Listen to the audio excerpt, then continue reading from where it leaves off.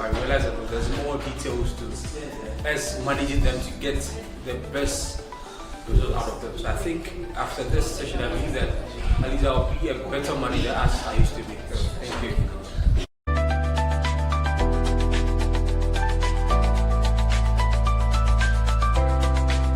The lecture was good and very interesting and very interactive. There's nothing like in-person class because you see people share their experiences, share their thought processes, and it's always very exciting. And the lecturer was a very good man. There's so many experiences in different fields and was able to share that with them.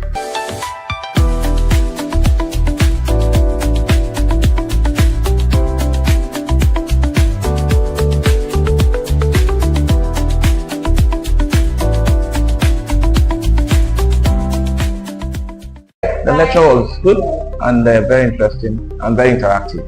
There's nothing like in-person class because you see people share their experiences, share their thought processes, and it's always very exciting. And the lecturer was a very good man. There's so many experiences in different fields and was able to share that with them.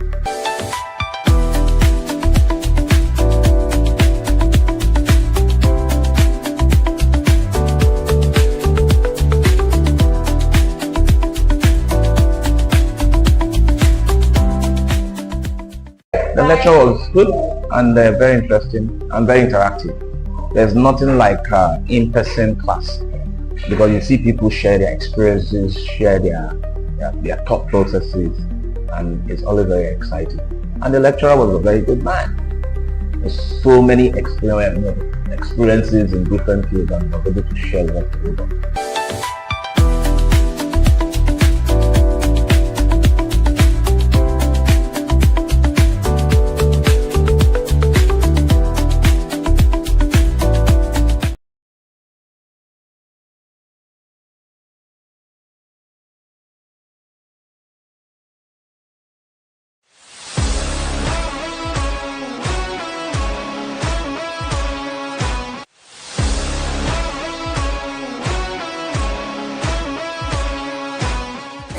For the certified management professional, and with the first session that we've had, it's very educative to broaden your knowledge.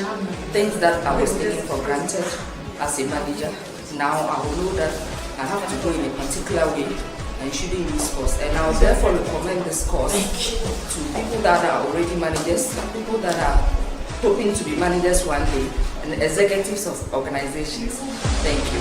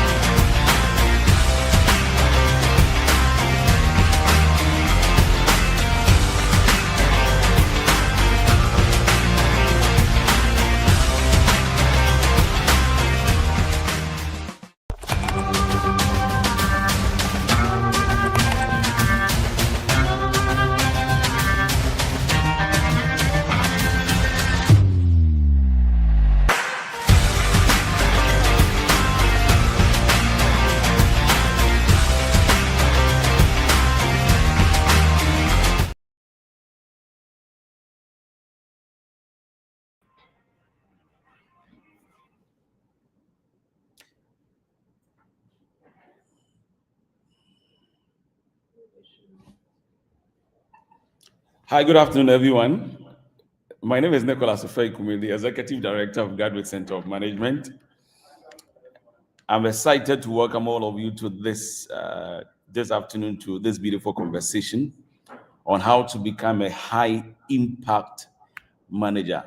Of course, last month we did a part one of it, and most of you that participated sent us messages that you want a part two of it. I mean, you couldn't have enough of Yvonne, so we had a discussion with Yvonne and asked Yvonne to come back to come and continue on the conversation. But before we do, I just want to find out from Yvonne how she's doing. Yvonne, how are you? How are you doing, Yvonne?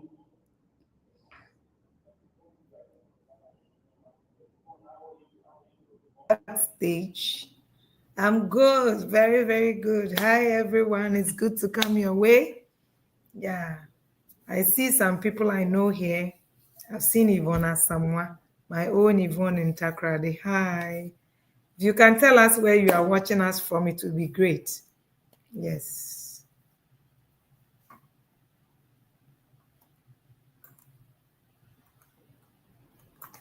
Oh, okay. So tell us where. Yvonne says you tell us where you are watching us from before we have our conversation. So let us know where you are watching us from. Yes. We'll be very glad to know where you are watching us from.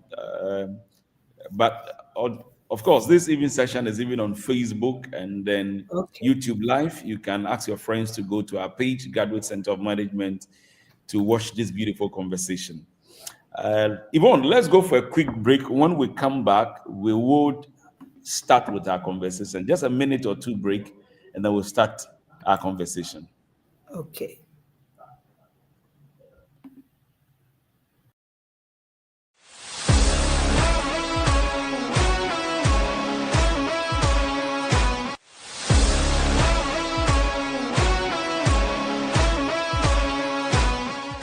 For the certified management professional, and with the first session that we've had, it's very educative to broaden your knowledge.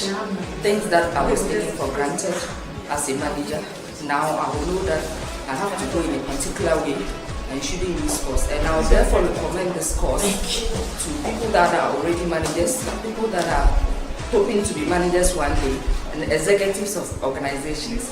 Thank you.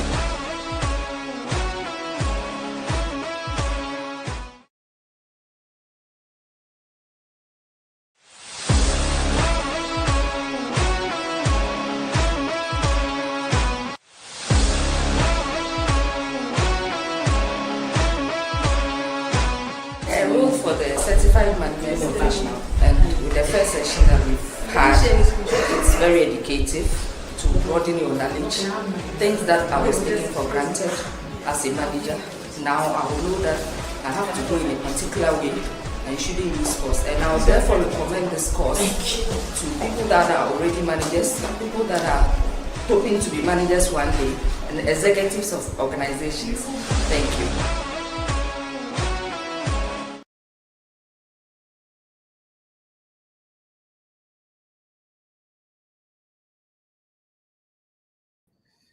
Thank you and welcome back. I want to give a brief info about Yvonne. Yvonne is a multi-skilled trainer. I use the word multi-skilled. She's been in the business of training and consulting for some time now. She was adjudged the HR Personality of the Year in 2023. I mean, clearly she knows her game. And I think that when it comes to the subject of management, she has a lot of experience. So bringing Yvonne back is such a joy. Yvonne, I want us to start with a conversation from where we left off. What will you do, or what will be your advice that in tough times, how does managers keep their teams focused and motivated when budgets are cut and restrictions, rumors affecting morale within an organization?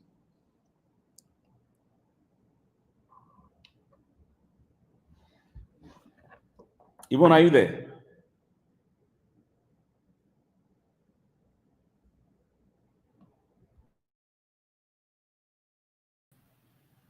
Good. Thank you. I'm in now. So in life, stuff happens. In management, we say that the only constant in the world is change. Tough times will happen, like COVID, budget cuts, just as you said. To sum it up before I begin breaking it down, in tough times, managers shift from directing work to providing their team members with support, stability, and then purpose. And you mix this with empathy. Now, it starts by being very transparent and honest, telling them what is happening, acknowledge the reality, and don't make it look like it's from the top. You, the manager, be part of that tough times you are talking about. Share what you can when you can. Be the one providing information and be as clear as possible with it. Now, because most of these changes come from HR, you have to work with HR to get the information you are looking for. It's very, very important to do that. And then fight misinformation. In tough times, certain decisions are made. For example, you have to cut down number of staff, certain items have to be stopped being procured. If you don't give the information, they will get it from places, and most of the time, false information would also go around. Then reconnect to the company's mission. Why do we exist? Even in such times, what do we have to do? Define your new normal. In my days at Kasapa, when things were rough for us, sales were not going well, we owed quite a number of people. One of the things we did was to revamp the performance management system.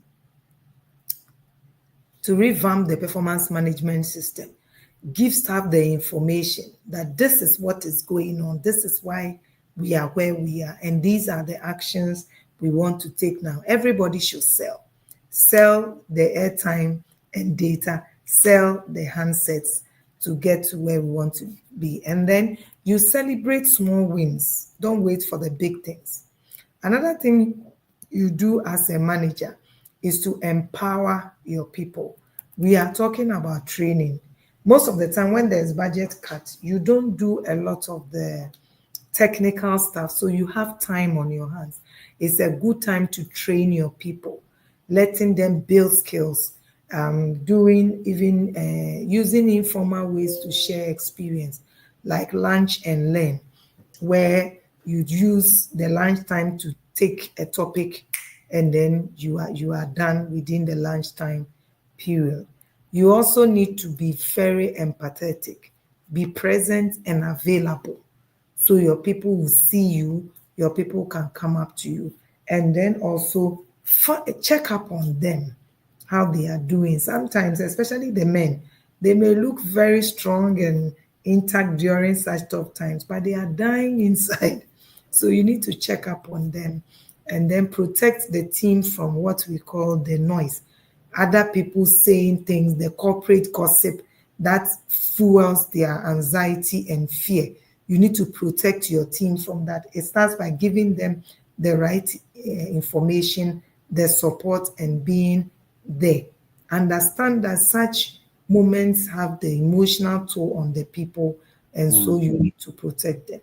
Then model the behavior you want to see. If you are crying in tough times, what should happen to your people? If you are getting up in tough times, the manager will come to work, the shirt is all crumpled, trousers is crumpled, and he's saying that 3 months now, they've not paid me. Nobody should come and worry me. I don't have ECG to iron my dress. But you can iron your dress for another interview. You are not being a good example for your team.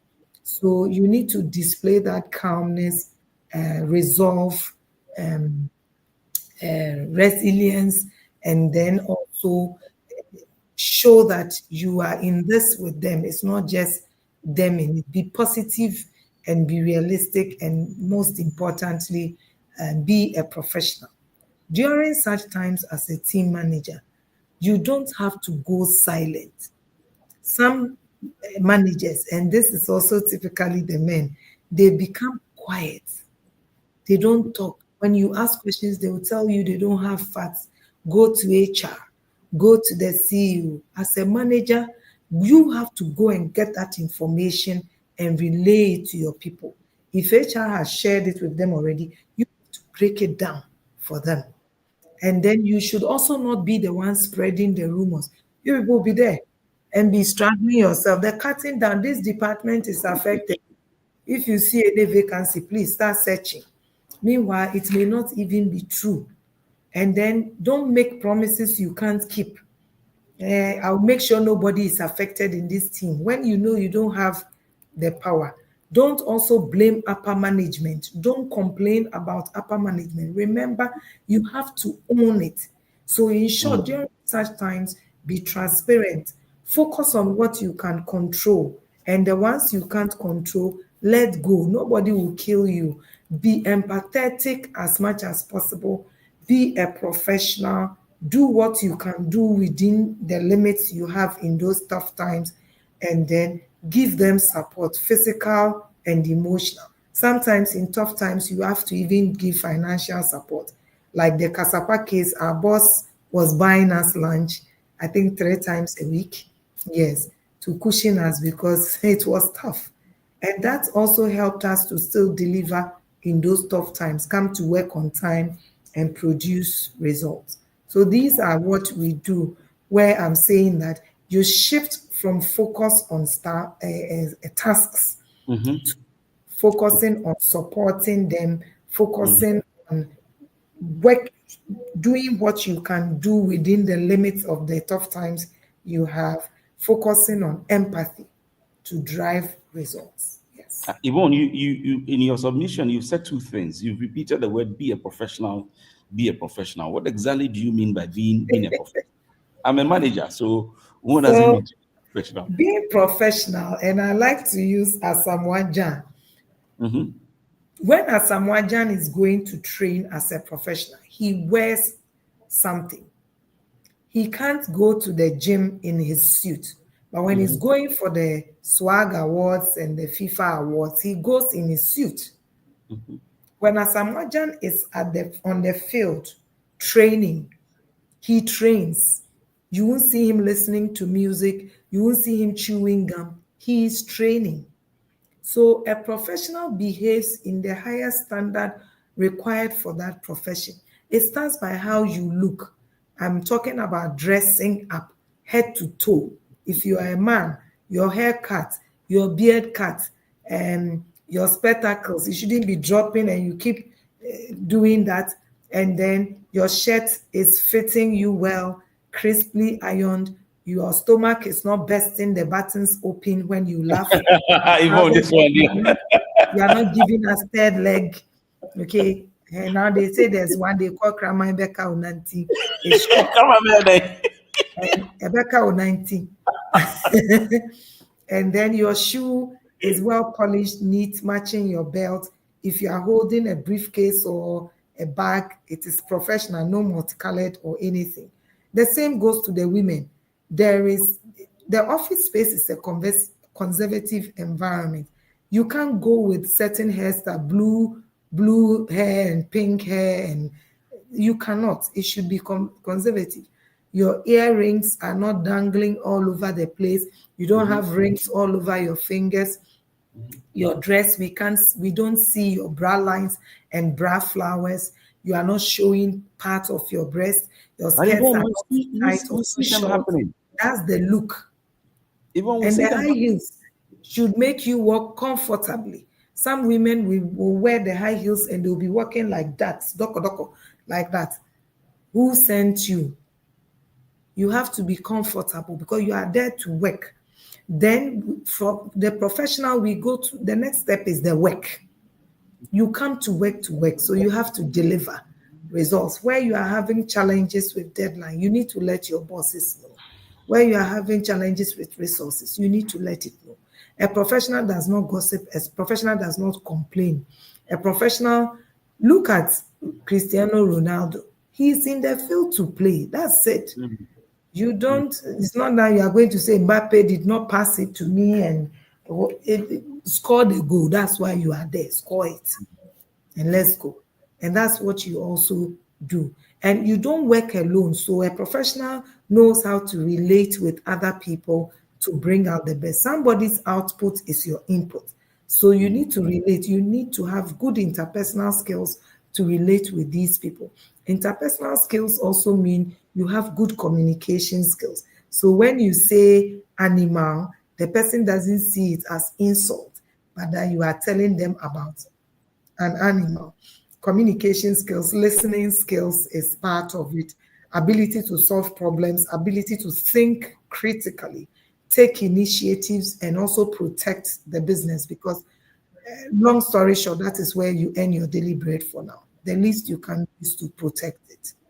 Okay. So these are a few of the things that makes one a professional. Yes. Thank you so much, Yvonne. A follow-up one. I've been thinking for some time now. It looks like the world of work is evolving. It's changing gradually, especially the different type of personalities and generations that we've been seeing in the world of work. How can a manager effectively lead teams that include multiple generations with different values and work style? What do you do as a manager? As a manager, you should know that one size does not fit all. Mm. So you shift from that mode. Okay. In relationships, we say everybody has a love language. In the office too, people have their motivation language. Someone may need more time. Someone may need more work. Someone may need you to shout and scream before they do it. Someone would prefer micromanagement. Somebody prefers you giving them autonomy. But how do you know who likes what? Is by knowing them. You know them up close. How do you get to know somebody? You talk. You talk. That is why God goes to the garden to talk to Adam. So Adam will know him. Forgive me bringing my Christianity in here. You get to know people by talking, interacting, communicating with them. So as managers, you have to do this to know your people. Share information, listen to them. With time, you will get to know them. Be concerned about them and what they do. Okay. And then you should also have information of the different generations you have in your team, the different personalities you have in your team, and what motivates them. This means that from the word go, you, the manager, you should be self-aware of who you are. And then also challenge stereotypes. Don't generalize. Oh, Gen Zs are typically laid back. As for Gen Zs, if you don't give them the, technology or something digital, they cannot work. It's not for all Gen Zs. If you look at the generations, there are those we call Centennials. They are Gen Zs and millennials who behave like Gen Xs and Ys. So if you bundle everybody together, you have a big issue. You need to also understand these dynamics and facilitate what we call cross-generational monitoring, where you pair younger people with older people and they work together, learn together, and bond together. Because if you only leave the younger ones, what the younger ones have advantage will come, their disadvantage will become a failure to you. If you leave the older ones, the same thing will happen. So you have to do the cross-generational training. Yeah. Yvonne, not to cut you, but you spoke of the Gen X and the Gen Y. I wish you could just explain the different types of generations we have in the world of work.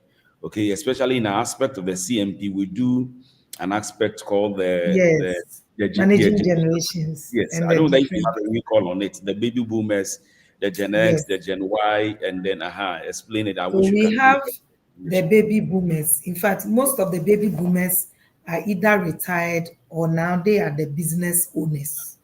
They own the business. For them, it's authority. If you call them Yvonne, you are in trouble. It's Madam Yvonne. When you see them coming, you have to go and collect their briefcase. They work for satisfaction. So even when the pay is not enough, they are fine. Then we have the Generation X's, my people. We are also a bit like the baby boomers, but we know technology a bit. And we easily take on change because we were the transition from the old to the new, which is the Gen Ys. So the Gen X's are able to accept change easier than the baby boomers the Gen Ys. Then we have the Gen Ys who are 40-ish below, and they also thrive on technology, but they are not technologically savvy. They take time to learn technology. They like work to be autonomous. They like work to also be satisfying. Innate motivation, that's intrinsic motivation, drives them. Then we have the Gen Zs. They are technological savvy. For Gen Zs, if you take their phone from them, they become powerless. They can't do anything. When you don't give them a computer, work becomes tough for them because they don't also like critical thinking. They came to meet the technology and the digitalization. So systems do things for them. Where a Gen X would think critically, a Gen Y would think critically, a Gen Z would find out, can Google do it for me? And these days, can AI do it for Can me? AI do it for me? Yes, and yes, they do, but you would agree with me that you would have to fine tune. And Exactly. sometimes that's where Exactly. they are lacking. They also like work to be rewarding. It's not just the money, but they want to see how work is impacting society. That is why we have the greening technology now. It came from these Gen Zs. Why is my work destroying the environment? So you see that most Gen Zs are part of certain courses to improve society. They may work with you, they don't believe in what you are doing, but because of bills, they will keep quiet. But they will have something on the side to cater for that inner thing they want to do to help society. Then we have Cs who are entering the workspace now. They are technologically born, digitally trained. They are the ones who thrive on apps. You go for meetings and they come with their phone. You go to church and it's their phone. The Bible is there. They take notes on it. They pray. Everything is system. So where there's no system, Gen Zs struggle. Okay. Now, apart from all these, there are some common things amongst them. They all want to be respected. So no matter the generation, you need to respect them. They want and crave respect, value to show that you appreciate what they bring on board. Yes. And though Gen Zs don't tend to stay too long with you when they are not satisfied, when you meet them at their point of need, you'll be amazed at what they will deliver for you. They are very quick learners, Gen Zs and Cs, very quick learners, but they are not deep. So once they show you they can do something, you have to now help them, because don't forget, they don't think critically. So you have to help them to work on these things. Yes. So where you have your baby boomers, Gen X's, preferring direct personal communication, they like emails instead of phone calls and WhatsApps. Millennials and Gen Zs, messaging, WhatsApps, they are game. Emails, they are perfect. They don't like the emails to be too formal and official. Even if it's one line, they are okay. They will take it and then move and give you results. Now, the golden rule in managing these differences is that one of the things you should learn to do is to do one-on-ones. One-on-ones, not just to check performance, but to check up on them. How are you doing? How do you prefer me to give you feedback? What is going well?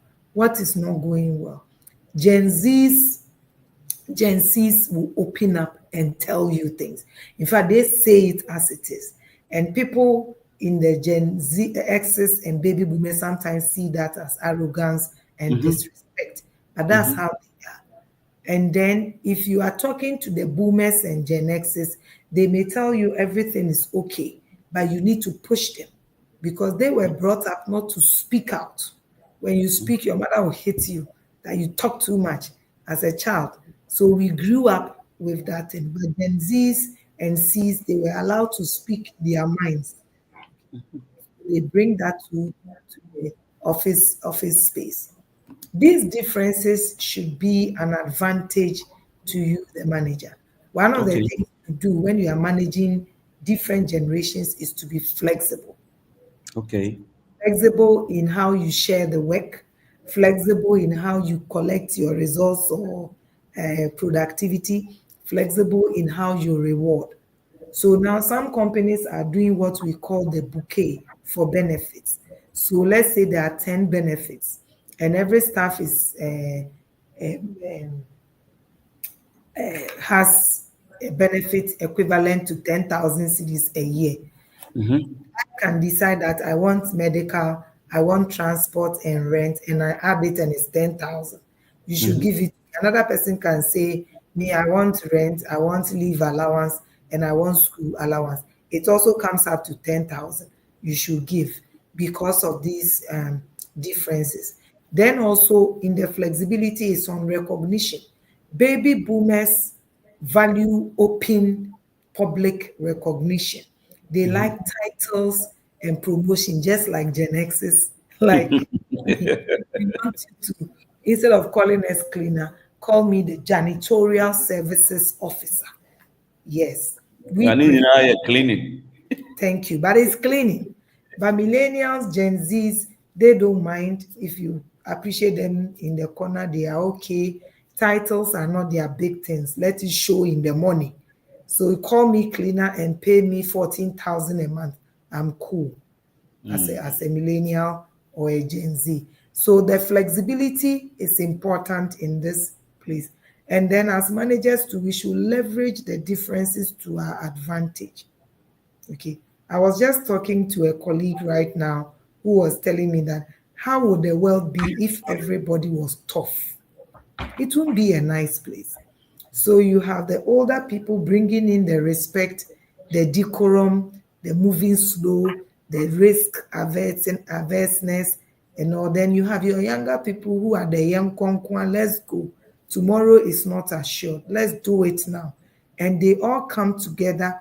They bring innovation. They solve problems, and they do amazing things in the team for you. So whilst the older person is struggling to understand how to use AI to craft that report, the younger person does it and then gives it to the older person to review and apply critical thinking to it. The report comes out and is amazing for everybody in the department. And then you also need to have that listening ability. Every generation like to be listened to. I've talked about respect. I've talked about motivation. I've talked about recognition. The fourth one is the listening skills. You need to have that listening ear. When you have Gen Zs, the millennials and Cs, they can be annoying sometimes. They are annoying, not can be annoying. They are annoying. An older manager, but listen to them. This is because sometimes their conversations are not what motivates you. Okay. For example, we are going home from work and my young adult children, the lady is talking about this Nigerian musician. Oh, why has the name escaped me? She did Thames. And then the other person is talking about Neymar, football. Okay. At that point in time, truth be told, my mind was on traffic, beating traffic. Why is traffic a big issue in Accra? So if you are a manager, especially Monday mornings, and you come to the Gen Z, how was your weekend? And they start talking about some of these things, you may be tempted not to give them a listening ear. Sometimes they can come to you with their challenges, but the way they are saying it, the words they are using, you don't even get used to it. And he came to my office and he said this, da, da, da, da, da, da, da. That's one of the things, one of the words they use now, meaning the person was just talking, da, da, da, da, da, da, da. And you'll be like, what is that one too? So you need to listen to them a lot and then create team norms together. You and your team should have norms. For example, in this team, when somebody is speaking, we all keep quiet and listen to the person. In this team, if somebody is not reported by 9 a.m., everybody should check up on that person. So create those norms so that it becomes like the culture of the team that no matter the generation, everybody abides by it, everybody is working with it, and the team is innovative, there is harmony, and results are being achieved. I think that clearly from what you've been saying all this while, your focus has been on the people aspect of management, where you have to be on the people. So I just want to do a follow-up question and say that how can managers manage the pressure of meeting KPIs, or what we call KPIs here, but it's performance indicators, PIs, and then with supporting employee well-being. Okay, at the end of the day, you want job done, but you are supporting their well-being. How would managers handle this? So in managing a team, I always like to give the analogy of the cake. You, the manager, your CEO, MD, general manager, executive director has asked you to prepare a cake and bring. You may know how to prepare cake or not. That's not his concern. He's giving you that assignment. Now you are going to use the people in your team to do the cake. How would you know if Yvonne knows where to get the best flour? Now we have soft and hard. Maybe Yvonne is the one who knows that the soft flour is the best for the cake. How would you know if Kweku knows how to cream the cake? So you can't just push them. And if you push them to bring you the cake, they will bring you cake. But when you cut it up, you see that it is tart or buffalo coated with icing cake. They would mafia you. Okay. In managing a team, we say that you should have equal consent for the task and equal consent for the people. These are human beings with aspirations, flesh and blood. They have dreams of growing themselves and their careers. So as you drive them to make the cake, they should be willing to make the cake. They should know why we are making the cake. They should know how the cake making benefits them. And that is for their good and the good of their department. Then they will support you. So they don't end up putting stones in it and telling you it's carrots. Then the CEO cuts the cake to eat, and then they are biting stones. These people are human beings. So you need to have a good balance. It also means that you need to know the team members. There are some team members you have to push them to get results. There are some you can just relax, but you have to know them first so you can know how to share the assignment. Then you will know how to push them, because if you push them alone to meet your performance indicators, you will have it, but you would have bruised people. You would have broken them down, and what they will start doing next is to search for work and leave you. And I know you've heard this before, that people leave their managers and not their companies. Yes. So you need to strike that balance, what we refer to as team manager. And this is where the aspect of training comes in, because most of us become managers by seniority. You join the company as finance assistant, then finance officer, then finance supervisor, manager. Then from finance supervisor, you are managing a team.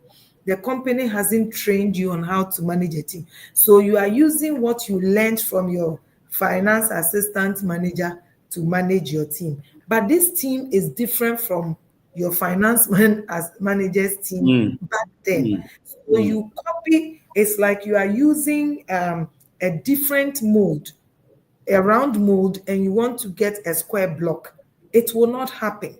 Times are changing, and it's changing so fast. So this is where training comes in. And I'm not just talking one-day training where they take you through becoming a team manager and you are done. I'm talking a professional training that will earn you certification, where no matter where you go, you can prove that you've been built up to lead teams, where you have equal consent for the people, building them up, making them feel human, making them feel appreciated, making them feel valued, recognizing their contribution, making them engaged and loyal to the company and you in the process, and then achieving business results. Yes, that's what you are looking for. So training is also very, very, very important because, Nicholas, sometimes I don't blame these managers. They don't know. It's not their fault. You've risen to their position. There's a team to manage. So you are managing them as it's just like parenting, you know. You become a parent and you have to parent the child. Very few parents go for coaching and counseling on how to train their children. And those who do, you see the difference in their children. Those who read books on parenting, you see how their children are. So it's the same with the management. If you've been trained, managing your team becomes different because it becomes, I see it as a call where you want people to leave you better. When they leave you to another department, another company, or you leave them, they become better. They can look up to you, mention your name, and appreciate how you built them up. And even say that even though you were tough, it is through you that they learned how to do this or do that because you've been given what it takes to manage a team. You've been trained, so you don't bruise them to get the results. We have managers who bring you the results, the PIs, they will meet it, but they have bruised their team. Then we have those who will not meet it, but their teams are very happy, the country club managers. Those are not the ones we want. We want team leads, people with equal concern for the task, equal concern for the people, getting a great balance to achieve performance indicators. Thank you so much, Yvonne. That's why anybody listening to this program must come for our program, the Certified Management Professional Program. It's a 3-month professional certification program where you are trained. Yvonne facilitates on that program. So let's quickly go for a break. But before we do, please send in your questions. When we come, we'll be picking some questions and we'll soon be out of here. We'll spend almost 43 minutes on the call. So let's go for a break and then we'll come back to answer some questions. Okay, so let's go for a break and come back.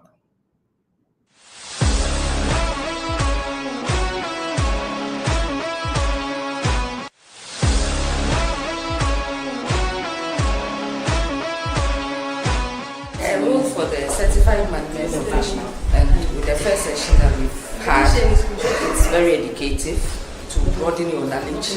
Things that I was taking for granted as a manager, now I will know that I have to go in a particular way and shouldn't use force. And I will therefore recommend this course to people that are already managers, people that are hoping to be managers one day, and executives of organizations. Thank you.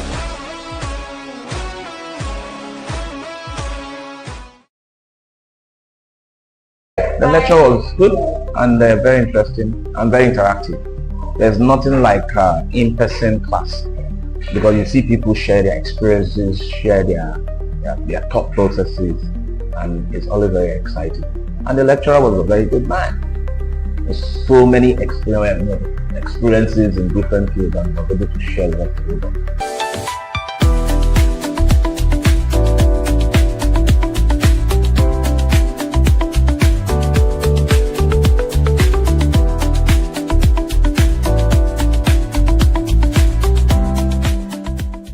The lecture was good and very.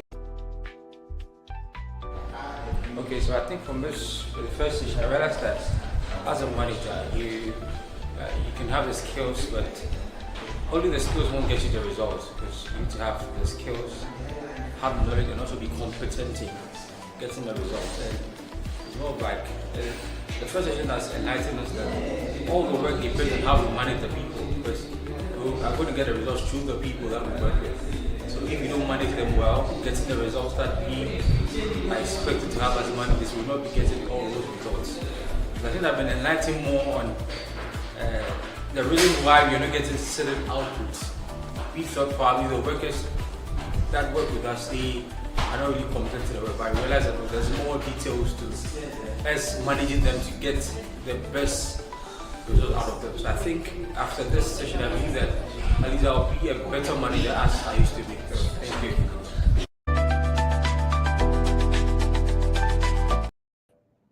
Okay, welcome back.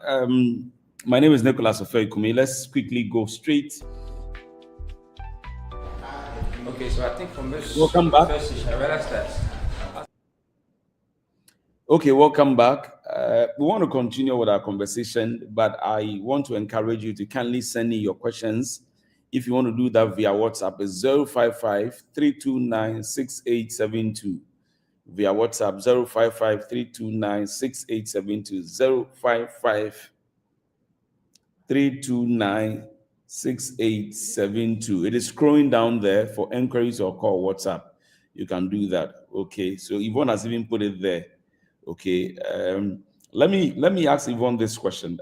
One of the work as a manager is to identify people with leadership potentials and give them opportunities. What strategies can managers use to identify and nurture leadership potential within their team? What can we do so that when we are not around, we can have people that can step in for us easily?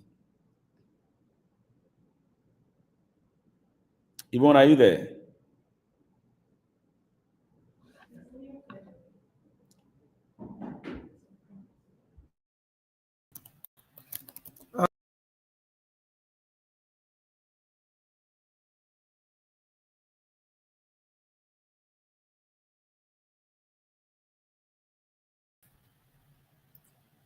Okay. So the first thing is to identify these people with potential. Now, when we say leadership potential, what are we talking about? The person's ability to take initiatives, meet deadlines, quality of work, and then how they are growing, the potential they are showing. Then the next thing is to be delegating responsibilities to the individual. And this is where I tell managers that if you have more than one person in your team, avoid the temptation of delegating to one person all the time, even if that person is your 2IC. Rotate the delegation. Then you would see that some people will pop up to show that they have more leadership potential. Then you begin a development of such people. And I like to use what I experienced. One of the things my managers did for me is, one, when they are going for high-level meetings, they go with me. And the initial stages, I was like, what am I going to do there? I'm just going to sit and listen.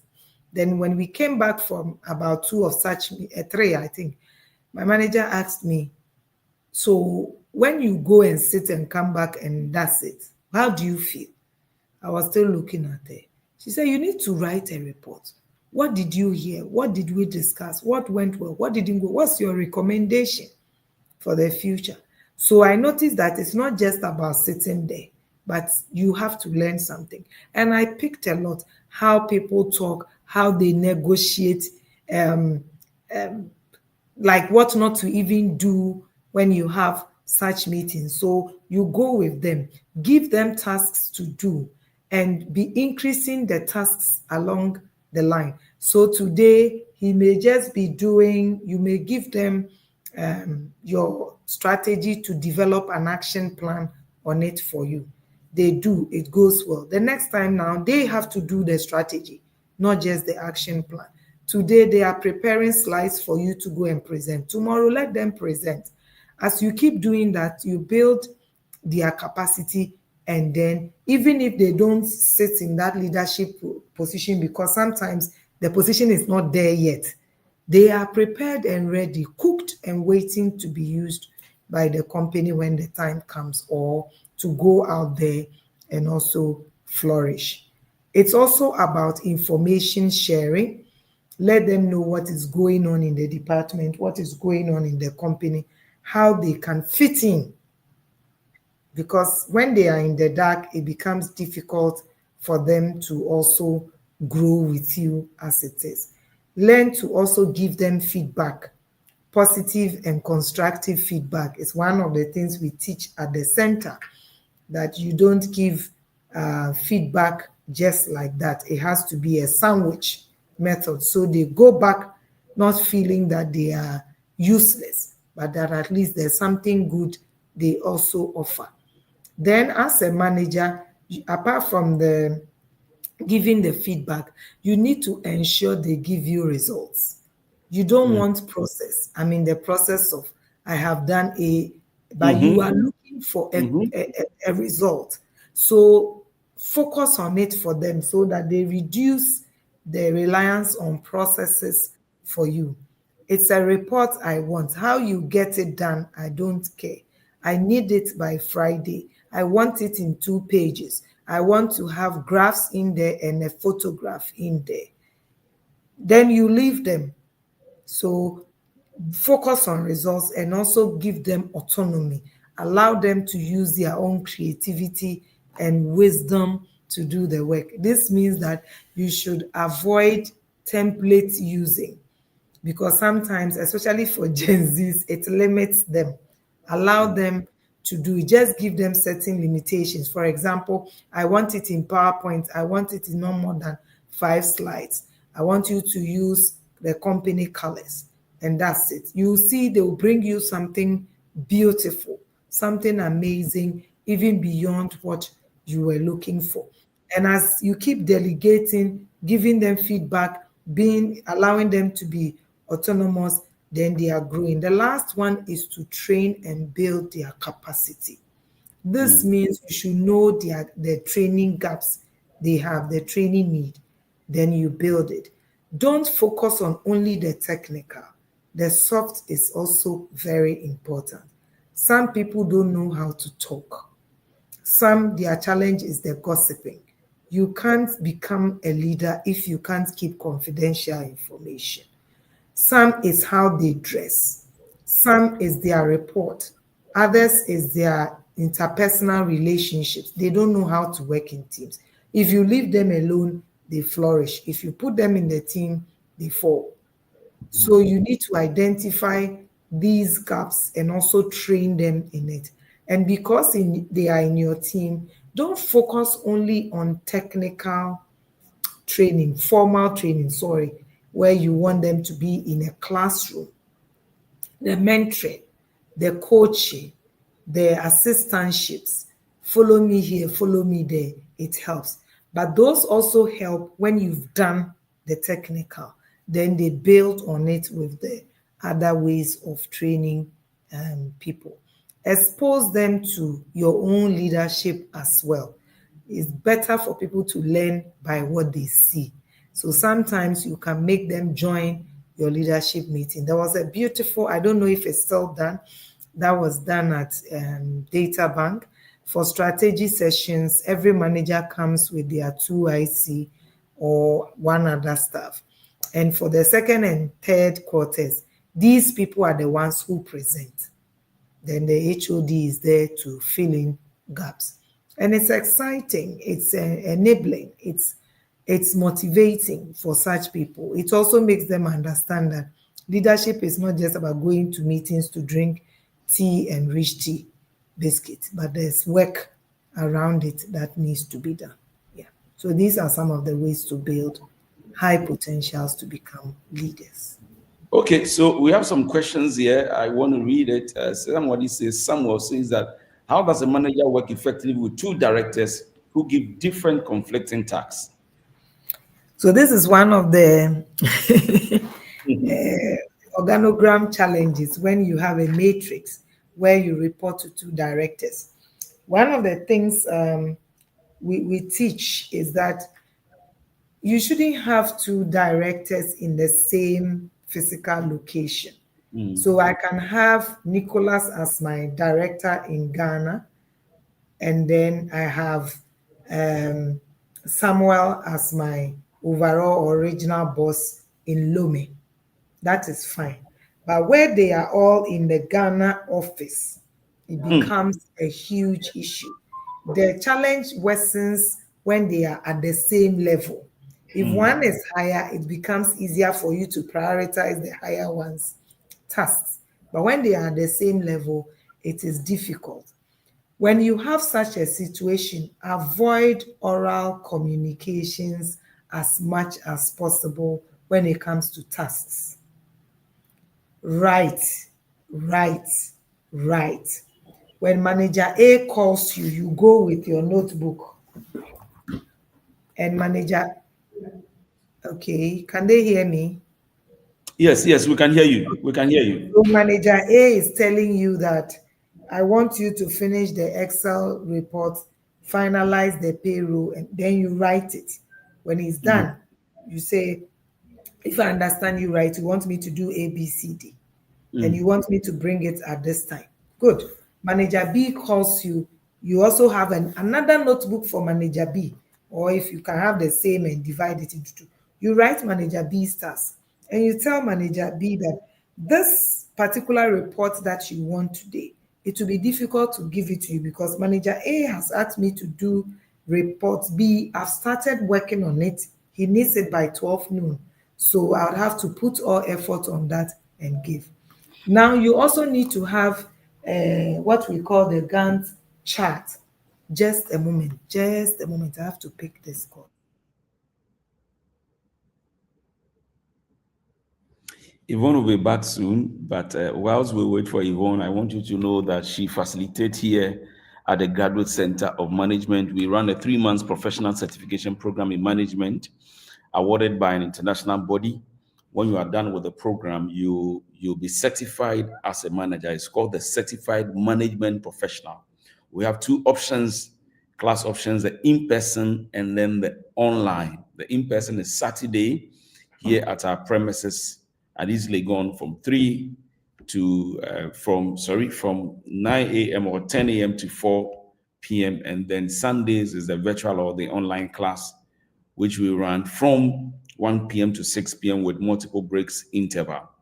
Okay, the next cohort is starting on the 29th of November. Registration is 29th of November. And I want to encourage you to quickly call 055-329-6872 and register 055-329-6872 now, either via WhatsApp or email, and register for this program. Most of the things that Yvonne is saying, I mean, we teach it here. Yvonne is back, so let's bring Yvonne back and so that she can answer your questions. Like I Yvonne. was saying, you have the time management. I use Excel.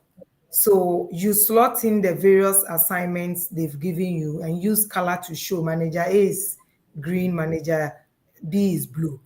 And then every Monday you send it to them, or every Friday you send it to them for them to see what each of them has asked you to do and the timelines. It also reduces the confusion. If they have a boss, please send it to the boss. Copy the boss in that email. In that email, okay. Copy the boss in that email as much as possible.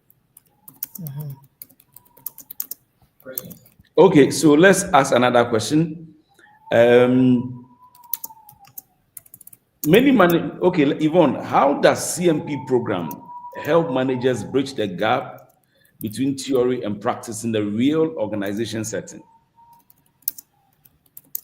How does CMP, the Certified Management Professional Program, help managers bring the gap between theory and practice in real work setting, real organizational setting?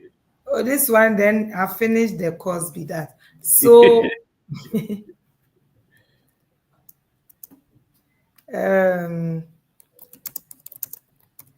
how do I even go about it?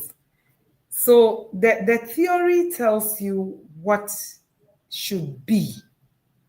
Then the practical tells you how it is and how malleable you can be. Okay. Using the how do I put it? What you've learned in the theory. Do you get me? Yes. Yeah. So the course empowers you to use the theory, and the richest thing about it is that because other people are sharing, it becomes easy for you to appreciate it. One student told me that the course has confirmed some of the things he was feeling because he thought he was the odd one. Okay. For example, you've come to learn this how to manage different generations. Before you came, you were not doing one size fits all. It empowers you to manage these people. Okay. it's easy. I mean, come. It enriches the theory. The practical, because you are dealing with human beings who are dynamic, change all the time. These people are unique all the time. You need to be careful how you manage them. So you have the theory, which is like science, okay? Then the practical is the art of managing people, okay? So science says 1 + 1 is 2. You can't do anything about it. Arts will tell you that you can put 1 on 1 and get a cross. You can put 1 on 1 and get an equal sign. It's still 1, okay? So the practical and the theory marries each other to equip you to manage people and teams in such a way that they come out better prepared to give you the results you are looking for. It's very, very important. Are we in? And those of us who read the professional courses in the university, you will realize that when you start internships, okay, when you start internship, let me use the accounting people. When they come back, they come to the workspace, they've learned trial balance. Then you give them data to try balance it. Then they see that this is different from the one they gave me in school. And this time you are talking about expenses that if you don't balance well, the company will have trouble. Not just with GRA, not just with their clients, but even their own reputation. Okay, and that is where the practical comes in. So the center gives you the theory and the practical. The practical is part of the course as well as the interaction with your colleague students who have come to learn. And you need both, like I said, because in managing people, it's a science and an art. The theory takes part of the science, takes care of the science, and then the practical takes care of the arts. Yes. Thank you. Thank you, Yvonne. A beautiful question, and that's why my eyes were blinking. What's the video question? Okay, I know that our managers, just leaders born, or anyone can be trained to be. Yvonne, is that your beautiful question? Yes. And this morning I was listening to Brian Tracy, and he's saying that even where leaders are born, they have to be trained. They have to be equipped because there is a way to handle people, and we are not the same. We are different individuals with different motivations. So you need to be trained to know how to lead these people. And he also said that the leadership context differs and so requires different training. If you are a leader, in the military, because of the nature of the place, you easily get people to obey what you are looking for. But because they don't question, if you are falling, they will say yes, sir, and you will fall. If you are in a school environment, you may get something similar where the school children are scared of you. If you are an authoritative manager, it's the same. If you are in an environment where it is fast-paced, where an error could lead to a huge negative impact, the way you lead is different. And so I like Dr. Bassett, he says he prefers situational leadership, where you adjust based on the context and the people you are leading. And you can only do this if you've been trained. So you may be born with it, like a Moses, who was born to lead, but you could also be trained like a Joseph, who was trained through life circumstances to lead. Yes. Wow, thank you so much, Yvonne. Last question. I think that I saw this one. It said, how can one transfer his knowledge of managing teams into the space of church leadership? I know we are not in church, but well, people also do this. How would you be able to do that? So one of the things most churches miss is they treat the church administration as a church. It's a corporate body. Mm. It's a corporate body. Now, Christianity, we say, is a way of life. So we are expecting these church staff to work as Christians, demonstrate Christian principles. But you agree with me, we are humans first before we are Christians.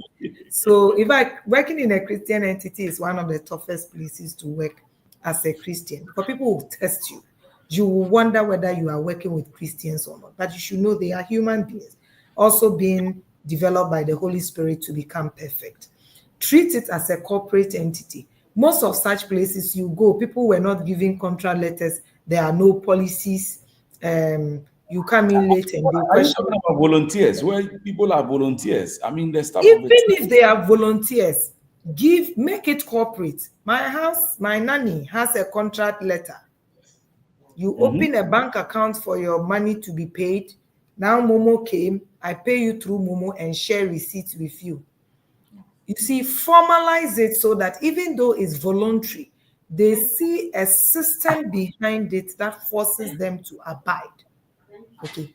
Once again, remember they are not paid. They are yes, they are not paid. And their payment is the you are talking as a true or suffer. They are not paid, but they come to see a system which says that if you can't come here at 8, let me know. If you repeat it 3 times, your volunteerism will be terminated. And if it is Gen Zs who are volunteering, it is one of the things that gives them satisfaction. The last thing they want to do is to jeopardize it. Have a system in place, policies in place, and drive it. Train the various leaders. Your finance person, he's working with a team. Train him on team management. Your procurement person, protocol, office administrator, train them to know how to manage teams and make sure they have the technical skill to do it. I'm coming as a volunteer to do protocol. I'm very impatient. I don't speak well. You can't put me there even though you are not paying me. The damage will be more. So sometimes, even when we are calling for volunteers, you see that the announcement is general. We need volunteers to teach the children. If you love children, come. Give criteria. What is the criteria? And so these people come in, they think they are giving their best and you are not appreciating. It means that we have to train them. Give the criteria. To work in the protocol, you should be able to speak and express yourself in good English. If you can speak any other foreign language, it's an advantage. You should have been in the church for more than 2 years. You should have time to do this, to do that. Certain volunteer departments, you can even say that you shouldn't be married, because if they are working late and they are married, you are destroying their marriage as well. So you give those criteria. If your husband is in this group, you can't be part of this one. And when they come, you do orientation for them to know what they are coming into. And they sign appropriate documents they have to sign. Even a document showing that this volunteerism, we won't pay you. You accept and you do it. And you'll see that it becomes easier to manage them. Yeah. On this note, Yvonne, we want to say a big thank you for finding time. There were lots of questions, but our time is equally gone. A lot of it. I think you should do number 3. That one you are answering only questions. Yes, I think maybe we have to try it that way. We'll just that one only questions. Yes, we'll just answer questions throughout from the beginning to the end. I think we'll have to plan that one and see how we go. But thank you so much for finding time to share this thought with us. It's been insightful. It's been a great avenue to learn. Myself, I've learned so much even on this particular platform. Thank you, Yvonne, for availing yourself to be that blessing. But don't forget, we are running the Certified Management Professional. Like I said, it's a 3-month professional certification program. Anybody who's on the call that want to register, just tell us, and then we will register you. 3 months, only 3 months, weekend school, Saturday in person, and then Sunday online. You don't want to miss this. Yvonne facilitates on this program, and you'll be glad that you did. If you're a manager, you must be trained. The truth is this: whether you've been in management for years or you are looking for something to cement your years of managerial know-how, this program is for you. If you have a desire to step up into management, why don't you own your skill to become effective at that? So thank you so much. Remember, we also have what we call Management Wednesdays. Every Wednesday, we share tips on management. We share tips on management on our various socials. Okay, so send us a hi, send us a WhatsApp, and then some of the things Yvonne has said, some of the answers, we are going to pick them and turn them into Management Wednesday conversations and send them to you. So register with us. Remember, the number is 055-329-6872. 055-329-6872. If you don't register and become a good manager, and you're voila. And thank you so much for joining us. Enjoy the rest of the evening. God bless you. Bye-bye. God bless you too. Bye.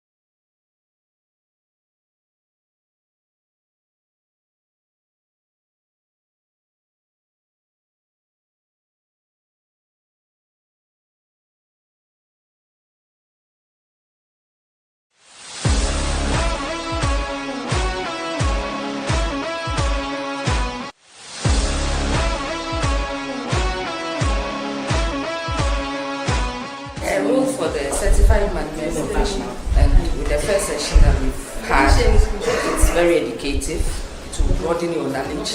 Things that I was taking for granted as a manager, now I will know that I have to go in a particular way and shouldn't use force. And I will therefore recommend this course to people that are already managers, people that are hoping to be managers one day, and executives of organizations. Thank you.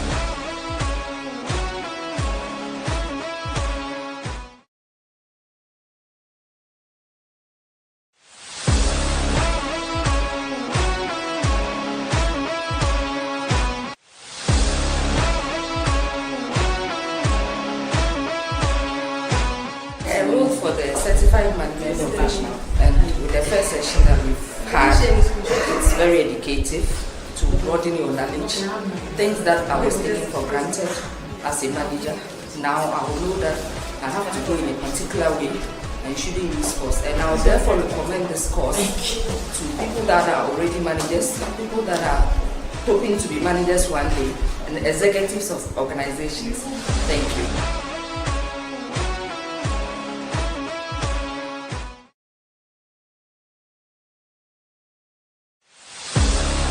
The lecture was good and very interesting and very interactive. There's nothing like in-person class, because you see people share their experiences, share their thought processes, and it's always very exciting. And the lecturer was a very good man. There's so many experiences in different fields, and was able to share that with us.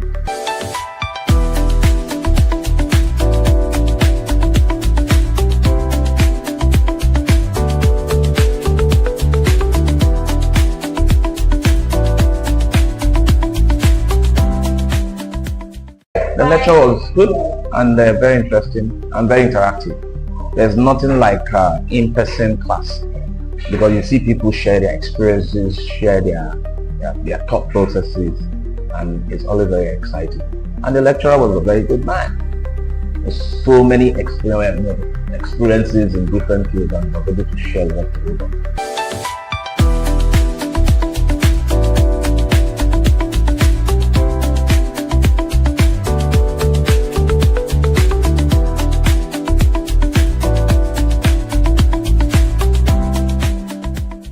The lecture was good and very interesting.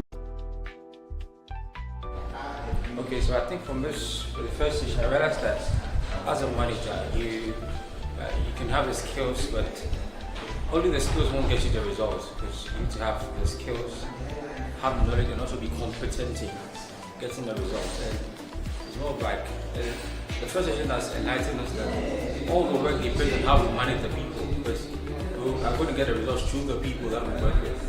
if you don't manage them well, getting the results that we are expected to have as managers, we will not be getting all those results. I think I've been enlightening more on the reason why we're not getting certain outputs.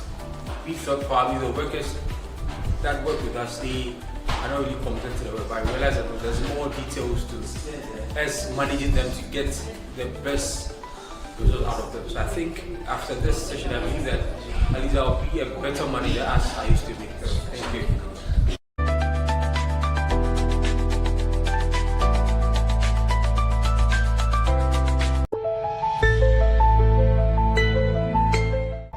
Hi, welcome to Management Wednesday, brought to you by the Graduate Center of Management. In today's episode, we are looking at how to deal with difficult team member. Let's be honest, every team has that one difficult person. But here's the thing, great managers don't just react, they respond. Instead of jumping into conclusion, pause and ask, what could really be driving their behavior? Is it work pressure?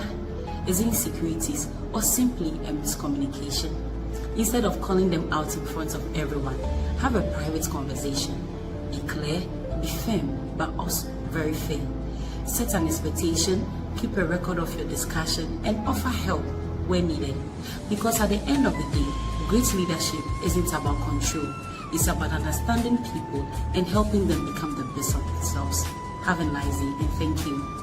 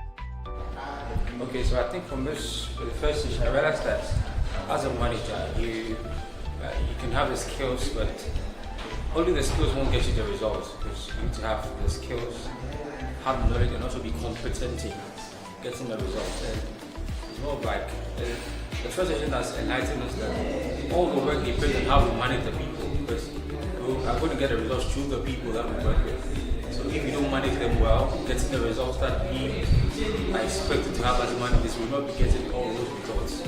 I think I've been enlightening more on the reason why we're not getting certain outputs. We thought probably the workers that work with us, they are not really competent to the work, but I realized that there's more details to us managing them to get the best result out of them. So I think after this session, I believe that at least I'll be a better manager as I used to be. So thank you.